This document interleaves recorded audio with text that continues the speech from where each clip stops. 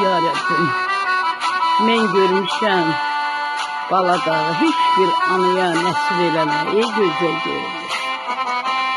Yurdundan, yuvasından ayrı olanlar xeyirli, salamat bir şəkildə ailəsinə, anasının üstünə, sevgililərinə qovuşsun. Amin. Bütün əskərlər sağ-salamat analarının yanına qayıtsın. Mən görmüşəm Baladağı, heç bir kəs görməsin.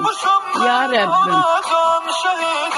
Şehit olmuşam ben anacan şehidem. Şehit olmuşam ben anacan şehidem. Anacan şehidem. Şehit olmuşam ben anacan şehidem. Şehit olmuşam ben anacan şehidem. Şehit olmuşam ben anacan şehidem. Anacan şehidem. Ben şehit olmuşam ki ana azad olsun vətənim. Öz qanım qüslüm oldu, qanıma boyandı bədənim. Cismimi tabuta koydular, bayraq oldu kefenim. Vətən torpağında veren can şehidem. Axan qan ilə tarix yazan şehidem. Benimle gurur duy qəhrəman şehidem. Anacan şehidem. Şehit olmuşam ben anacan şehidem. Şehit olmuşam ben anacan şehidem. Şehit olmuşam ben anacan şehidem. Anacan şehidem.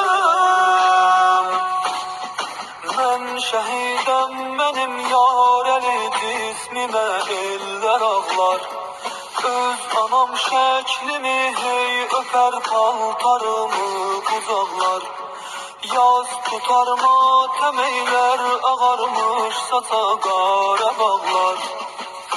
Veren canını halka kurban şehidem. Vətən bayrağını ucaldan şehidem.